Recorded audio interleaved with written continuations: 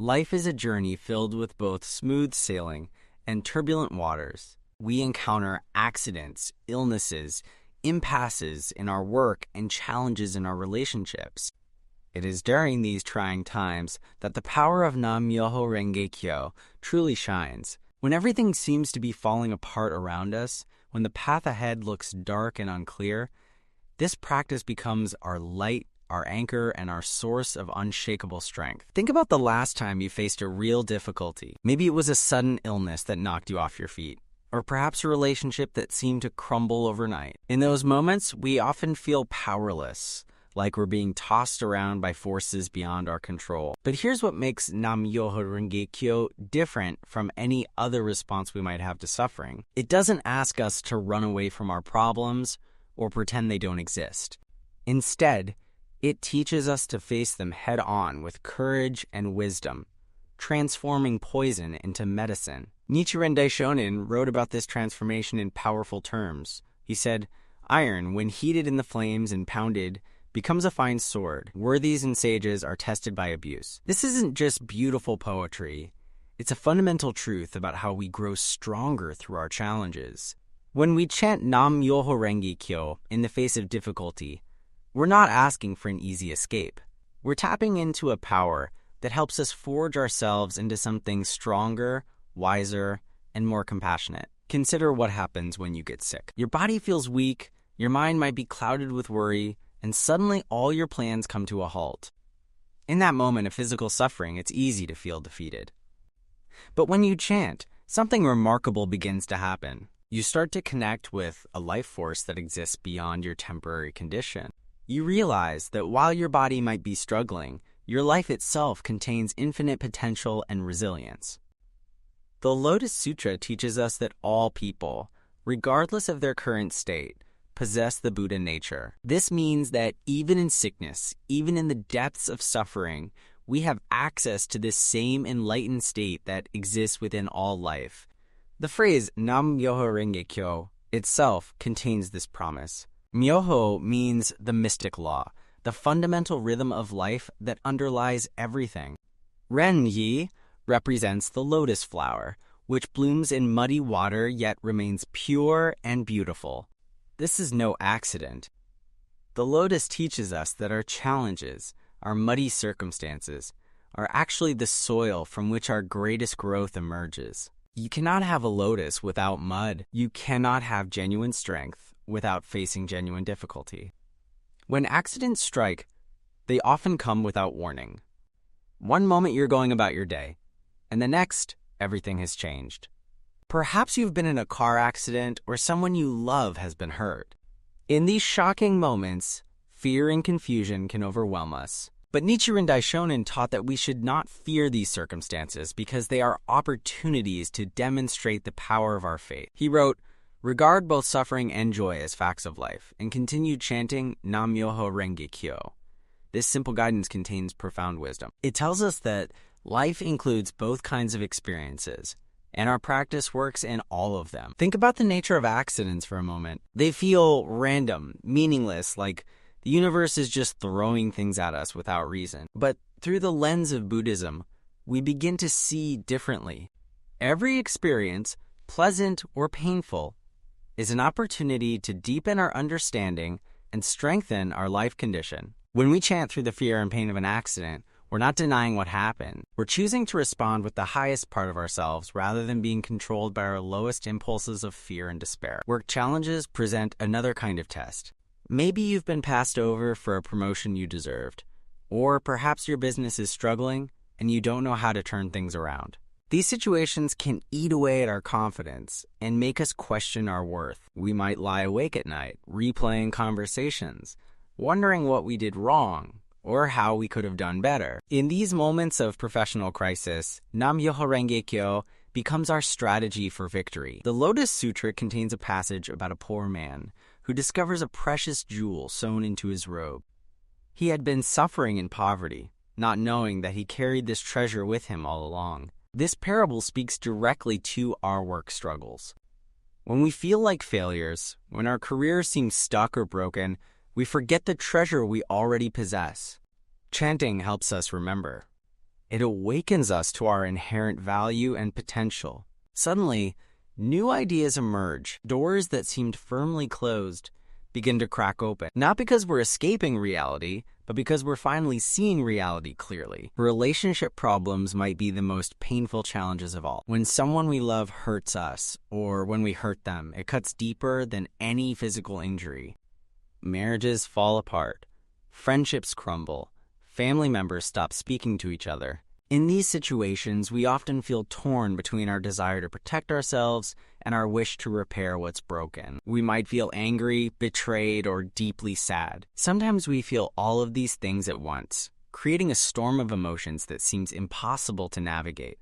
Nichiren Daishonin understood human relationships deeply. He wrote about compassion, not as a weak sentiment, but as a powerful force that can transform even the most difficult situations. He said, if you light a lantern for another, it will also brighten your own way.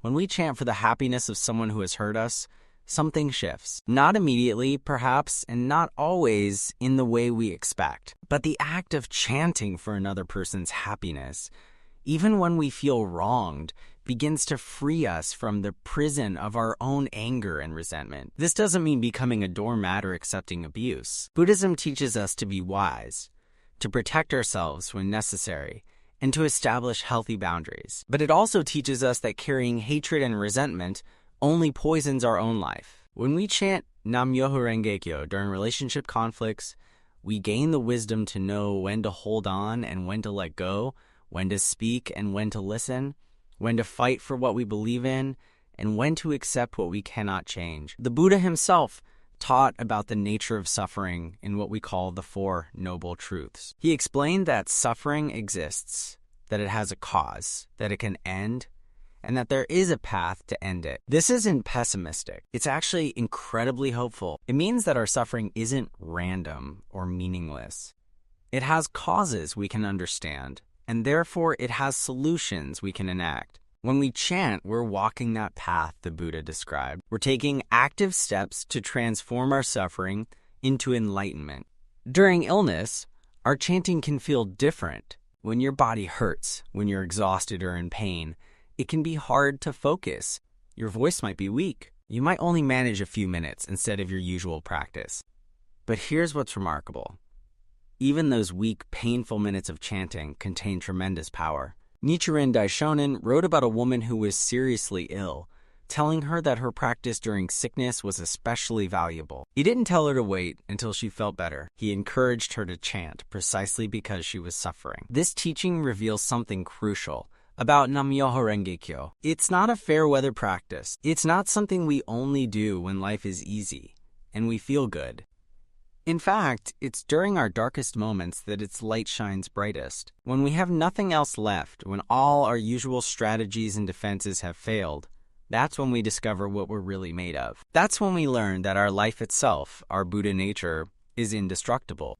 The lotus flower blooms in the mud, remember? If you plant a lotus in clean water, it won't grow. It needs the murky, nutrient-rich environment of a pond or marsh. Our difficulties are like that mud.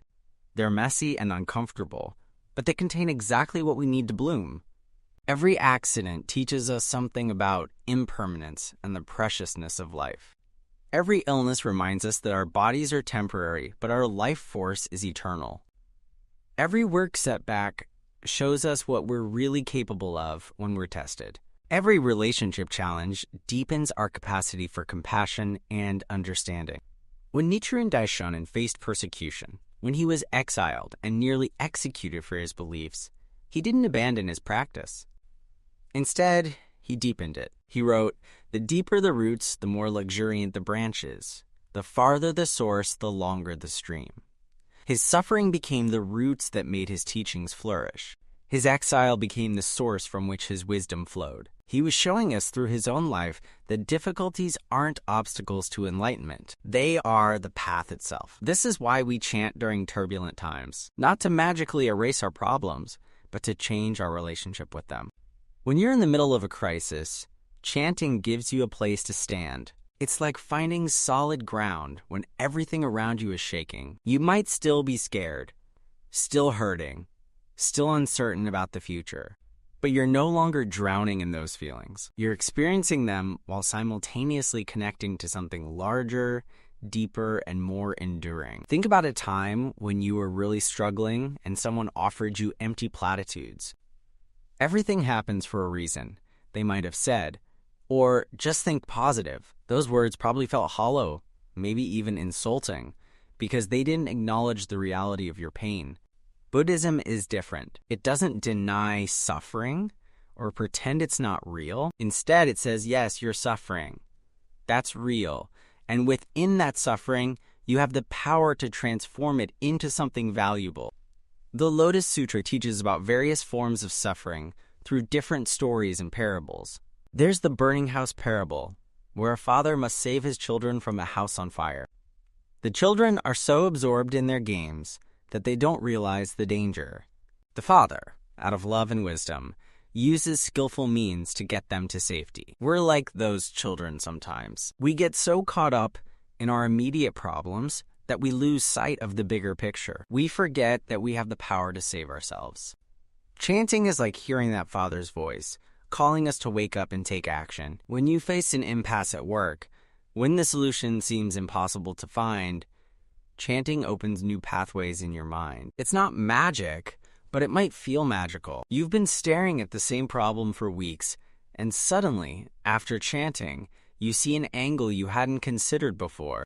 You make a connection you'd missed. You find the courage to have a difficult conversation or make a bold decision. This happens because chanting helps us access wisdom we already possess, but couldn't reach through our anxious, worried thinking. Relationships heal in similar ways. When you chant for someone you're in conflict with, you start to see them differently, not as an enemy or obstacle, but as another human being who, like you, wants to be happy and avoid suffering. This doesn't excuse harmful behavior, but it creates space for understanding. And in that space, real change becomes possible. Maybe you find the words to express how you feel. Maybe you discover the strength to forgive. Maybe you realize you need to walk away. Whatever the outcome, you're acting from wisdom rather than reacting from hurt.